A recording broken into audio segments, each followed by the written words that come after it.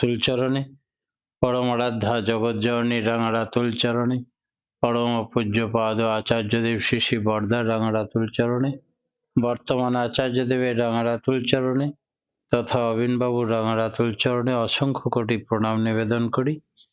আজ অনলাইনে যুক্ত অমৃত পথযাত্রী দাদা মায়েদের এবং ঠাকুরের পুত পবিত্র পাঞ্জাধারী কর্মীবৃন্দের প্রতি প্রত্যেকের যথাযোগ্য স্থানে আমার সশ্রদ্ধ আনন্দিত জয়গুরু এবং প্রণাম। আজ আমার পূর্ববর্তী বক্তা এত সুন্দর ইষ্ট প্রসঙ্গ করলেন, তারপরে আর কিছু বলার থাকে না। তিনি একেবারে এতক্ষণ অমৃত বর্ষণ করলেন, আমরা সেই অমৃত সুধা পান করে সকলেই তৃপ্ত, তবুও যেন তৃষ্ণা নিবারণ হয় না। মনে হচ্ছিল যে আরোটা হলে বা আরো ভালো হতো। যাই হোক, সময়ের কাছে বাধ্য আমরা। পরম প্রেমময় শ্রী শ্রী ঠাকুর এই ধরাতে এসেছিলেন আমাদের কল্যাণের জন্য, মঙ্গলের জন্য। বিধাতা পুরুষ যখন আসেন, আসার আগে পর্যন্ত আমরা এক অভ্যাসে অভ্যস্ত থাকি। তিনি আসার পরে প্লাবন বইয়ে দেন। একদিন প্রফুল্ল দাসদা বলছিলেন, অবতার মহাপুরুষ এসে আমাদের কি করেন? তাহলে অবতার মহাপুরুষ এসে প্লাবন বইয়ে দেন। সে কি ঠাকুর, প্লাবন তো হয় বন্যা হলে? তাহলে হ্যাঁ, তিনি বন্যা এনে দেন। বলে কিরকম? অভ্যস্ত সংস্কারকে ধুয়ে মুছে সাফ করে দিয়ে তাঁর ইচ্ছা মতো নতুন অভ্যাস অ্যাডপ্ট করে দেন। বলে কিরকম? বলে দেখুন না, এবার তিনি নিয়ে এলেন শুধু ভালোবাসার বাণ, প্রেম বাণ, কোনো অস্ত্র নয়। আর এই অস্ত্র এত তীক্ষ্ণ, এত প্রবল যে একটা দশাননকে তিনি এবার মারবার জন্য তৈরি হয়ে তীর ধনুক নিয়ে ঘুরে বেড়াচ্ছেন না। এবার ঘরে ঘরে দশানন। 10টা অনন কি কি? কাম, ক্রোধ, লোভ, মদ, মোহ, মাৎসর্য, জ্ঞান, বুদ্ধি, অহংকার আর সত্তা।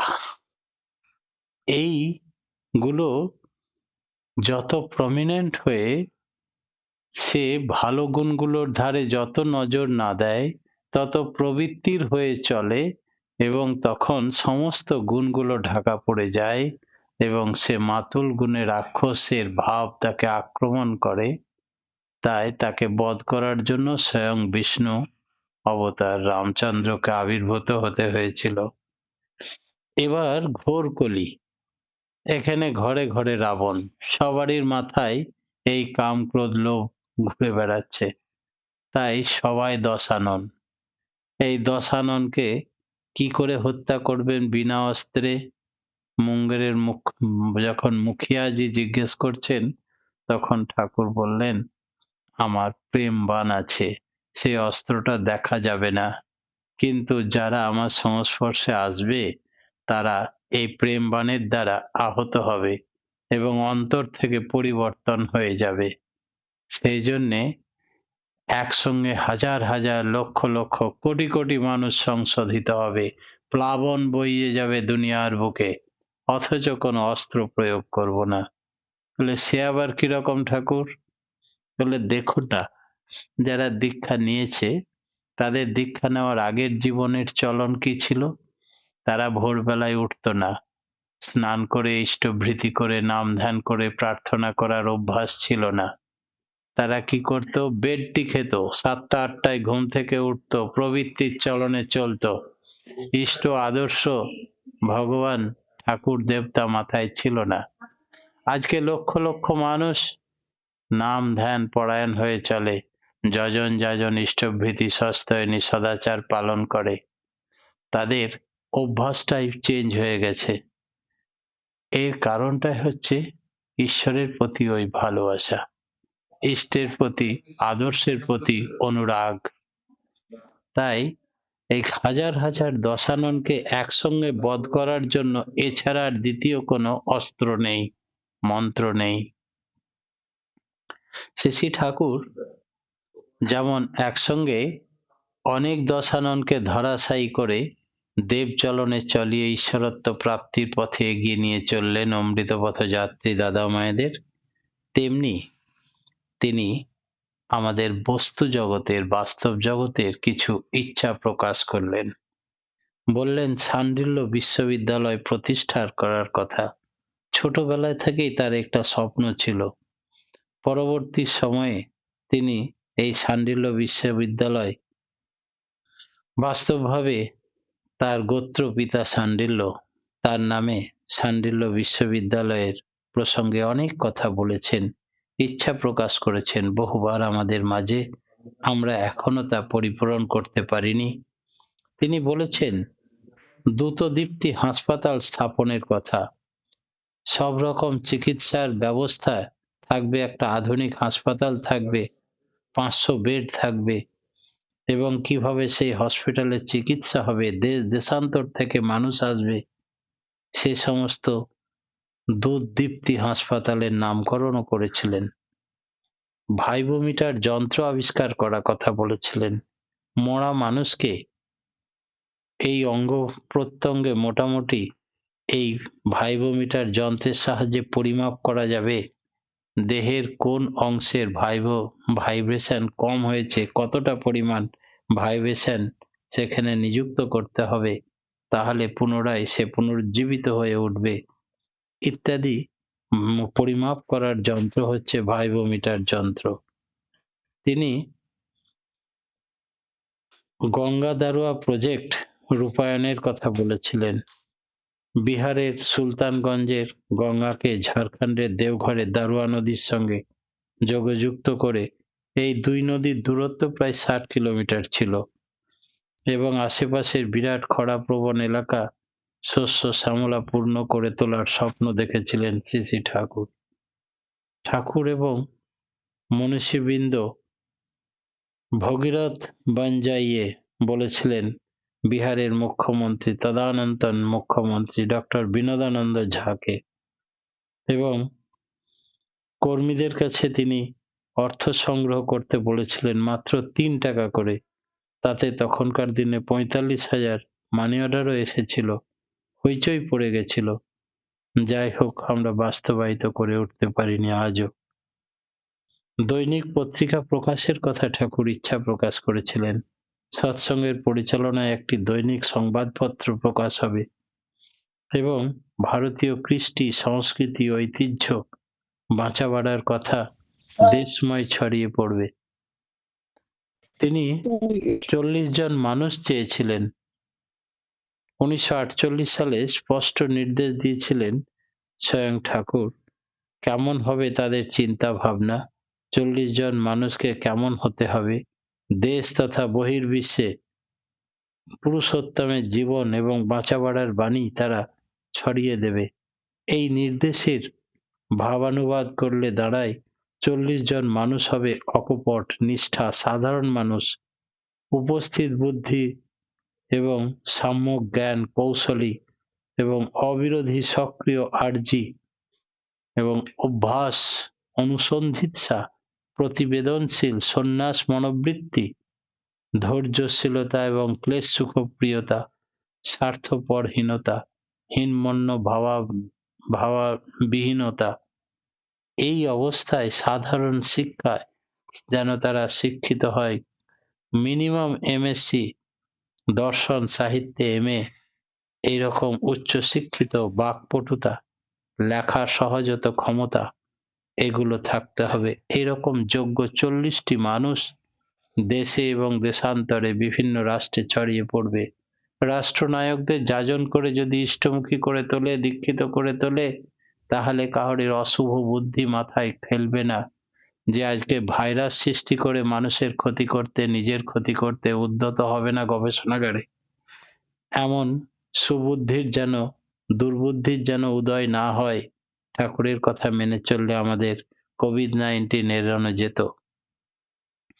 মেধাবী ছাত্রদের জন্য তিনি ফান্ড তৈরি করার কথা বলেছিলেন।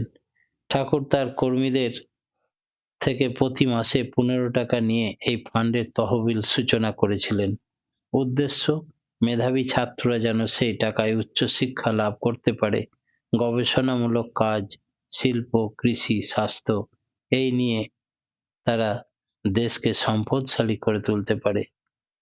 তিনি চেয়েছিলেন যাজন পরিক্রমার জন্য গাড়ি সংগ্রহ করতে।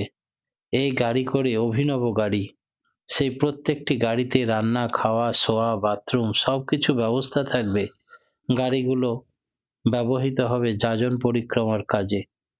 একসময় টাটা কোম্পানির উচ্চপদস্থ কর্মচারীরা দেওঘর আশ্রমে এসে ঠাকুরের সঙ্গে কথা বলে ওই গাড়ি দুটির উপযুক্ত ডিজাইন বানিয়ে সেগুলি প্রস্তুত করার ইচ্ছাও প্রকাশ করেছিলেন। পরবর্তীতে যে কোনো কারণেই হোক তার বাস্তবে রূপায়িত হয়নি। কোটিতে কোটিতে মানুষ 1962 সালে কর্মীদের ঠাকুর বলেছিলেন 10 কোটি দীক্ষা দিতে, না পারলে অন্তত 3 কোটি দাও। তাতেও আমাদের ঢিলেমি দেখে 1964 সালে শ্রী শ্রী ঠাকুর মেদিনীপুরের বীরেন্দ্র পাণ্ডাকে এবং অন্যান্য কর্মীদের ডেকে পাঠালেন, বললেন 1.5 কোটি লোক এখনই চাই। নানান সময়ে তিনি কর্মীদের মানুষ সংগ্রহের কথা বলেছেন, স্বপ্ন দেখতেন যেন আমরা সৎসঙ্গীরা কোটিতে কোটিতে উদ্ভিন্ন হয়ে উঠি। এই ইচ্ছাগুলি কথা ঠাকুর মাঝে মাঝেই বলতেন। ঠাকুর চেয়েছিলেন 3,000 জন সমজাতের কর্মী এবং 3,000 কৃষ্টিজাত বান্ধব, অর্থাৎ কৃষ্টি বান্ধব আর্য কৃষ্টির প্রচারে যারা প্রত্যেক মাসে 10 টাকা করে দেবে, 15,000 দীক্ষিত ভক্ত যারা প্রতিদিন 3 টাকা করে ইষ্টভীতি করবে। বঙ্গমাধব পরিকল্পনা দেশ বিভাগের পরবর্তী সময়ে উদ্বাস্তুদের কথা চিন্তা করে বাংলা, উড়িষ্যা নির্দিষ্ট জায়গায় তাদের পুনর্বিন্যাস চেয়েছিলেন। রূপায়ণ বহু ধর্মগুন্ডা স্বস্তি সেবক বাহিনীর বিপুল কর্মোদ্যোগ তার কর্মীদের ডাইরেক্টরেট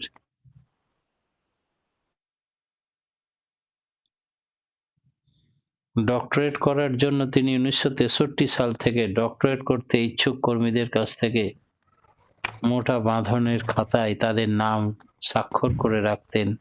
সংস্কৃত ভাষায় ভারতের রাষ্ট্রভাষা করতে হবে, এই ছিল তার ইচ্ছা। শ্রী শ্রী ঠাকুর আমাদেরকে যে সমস্ত সম্পদ দিয়ে গেলেন,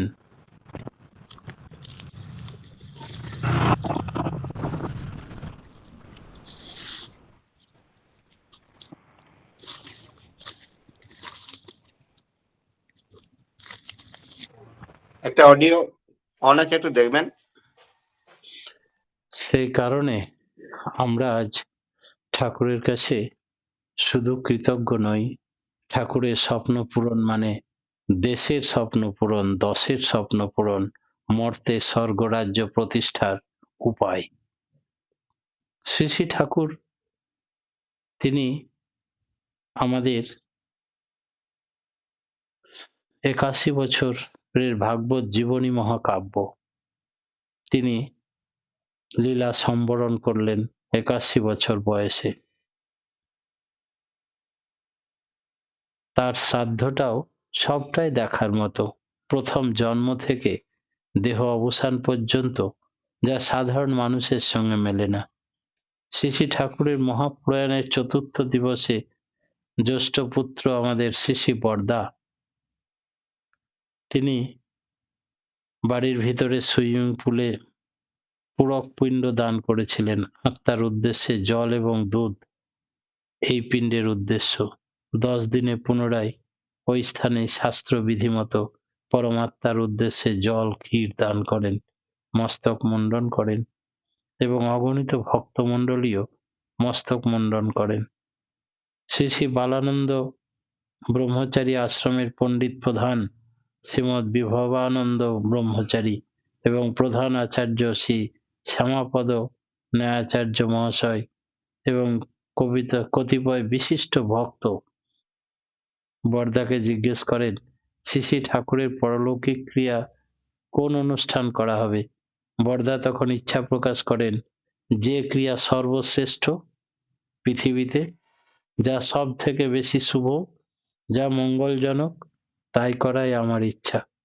এরপরে বরদা, ছোড়দা, কাজলদা একসাথে মিলিত হয়ে ভক্তমণ্ডলীর ইচ্ছা অনুসারে শ্রী শ্রী বালানন্দ ব্রহ্মচারী আশ্রমের পণ্ডিত প্রবরদের মধ্যে পরামর্শক্রমে শ্রী শ্রী ঠাকুরের পরলৌকিক ক্রিয়া সর্বশ্রেষ্ঠ কাজ দান সাগর মহাতরণ বৃষোৎসর্গ শ্রাদ্ধের অনুষ্ঠান করা হয়েছিল।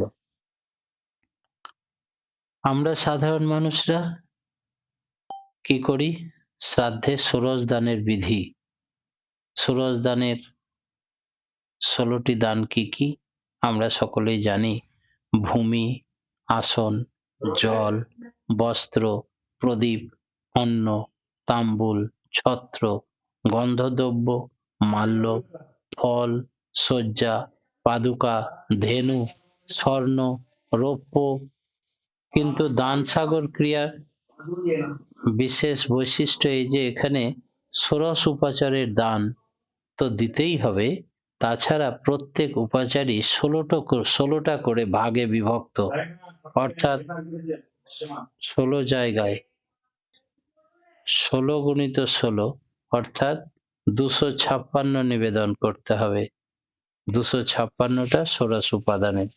এছাড়া কার্যনির্বাহ করার জন্য শাস্ত্রের বিধিমতো মহাতরণ মণ্ডপ করার বিধি আছে। প্রত্যেকটি দান ক্ষেত্রে এক একটা করে মণ্ডপ হবে, মহাতোরণ তৈরি হবে। এই অনুযায়ী ঠাকুর বাংলাতে পার্লারে পূর্ব উত্তরে মহাতোরণ এবং মণ্ডপ নির্মাণ করা হয়েছিল। এই মণ্ডপ এবং মহাতোরণের মাঝখানে 8 বর্গ ফুট একটা বেদি তৈরি হয়েছিল। এই বেদির চারিদিকে 32 বর্গ ফুট পরিমিত 9 হাতের উচ্চতা আর একটি মণ্ডপ নির্মিত হয়েছিল। এই মধ্যস্থলে বেদিটির 4 কোণে 16 হাতের একটি পরিমিত স্তম্ভ বিরাজমান, যাদের প্রতিটির 1/5 অংশ মাটির নিচে গাঁথা ছিল।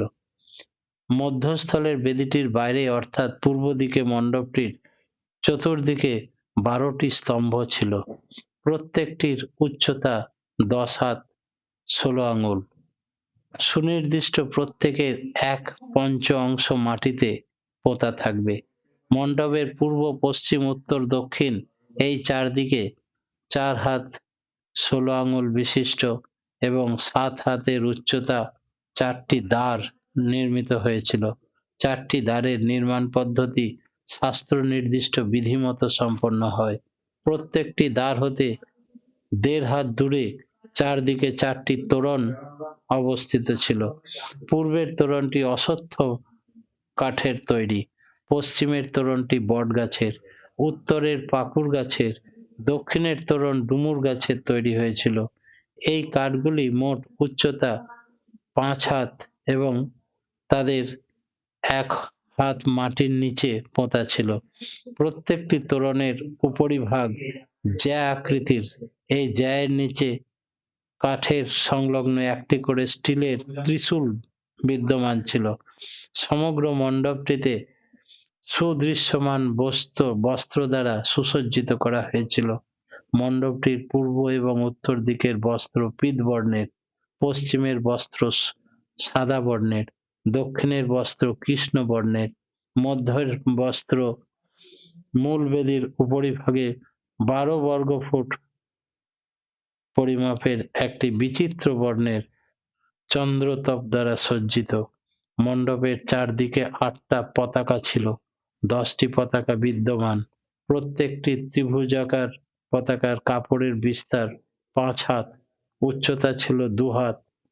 প্রত্যেকটির আয়তাকার ধ্বজের দৈর্ঘ্য ছিল 5 হাত, চওড়া ছিল 2 হাত। এই সমস্ত ধ্বজা পতাকার মাথায় একটি করে চামর সমন্বিত। পূর্ব, পশ্চিম, উত্তর, দক্ষিণ, ঈশান, অগ্নি, নৈঋত, বায়ু 8 দিকে ছিল পীত, শুক্ল, হরিদ্রা, কৃষ্ণ, সর্ববর্ণ, শ্বেত এবং রক্ত, নীল, ধূম্র বর্ণের ধ্বজা পতাকা পোঁতা ছিল।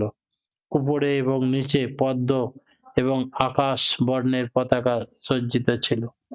প্রত্যেক পতাকার যথাক্রমে সবাহন দেবতাগণ অঙ্কিত ছিল।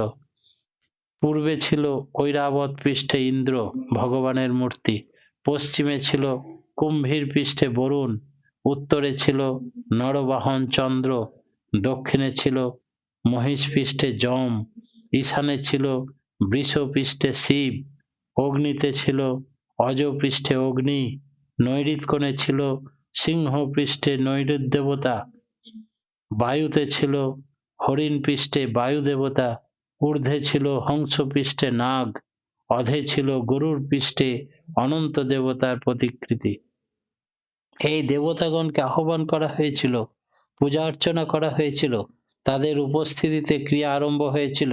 মণ্ডপের উপরিভাগে নারকেলের পাতা এবং বাঁশের চাটাই দিয়ে ছাউনি দেওয়া হয়েছিল। মণ্ডপের সর্বোপরি বিচিত্র বর্ণের একটি মহা পতাকা বিরাজিত ছিল। তার বিস্তার ছিল 7 ফুট লম্বা, 5 ফুট উচ্চতা। এই পতাকার উপরিভাগে চামর দ্বারা সজ্জিত, প্রান্তভাগে ঘণ্টা ঘুঙুর সন্নিবেশিত। বাতাসে পতাকাটি আন্দোলিত হচ্ছে, ঘুঙুর বাজছে, ঘণ্টা বাজছে স্বতঃস্ফূর্তভাবে। ধূপ ধুনা চারিদিকে পরিবেষ্টিত, মনে হয় এক স্বর্গীয় আবেশ সৃষ্টি হয়েছে। সাধারণ মানুষ যা জীবনে চোখে দেখেনি এমন ভাবে মণ্ডপ সজ্জিত হয়েছিল। মণ্ডপের চারিদিকে 8টি বৃহদাকার পিতলের কলসি ছিল, মধ্যবেদিতে ছিল 4টি। শ্রী শ্রী ঠাকুরের প্রতিকৃতির সম্মুখে বৃহদাকার পিতলের একটি কলসি ছিল।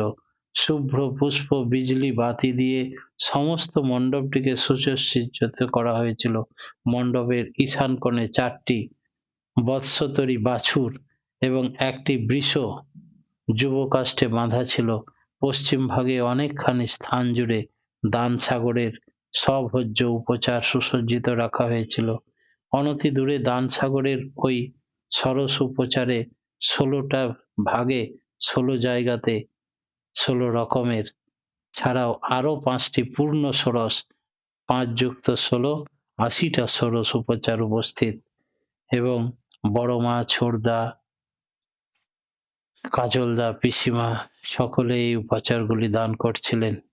আরো 2টো জায়গায় মচানন্দ এবং গুরবাসনের উপচার থরে থরে সাজানো ছিল।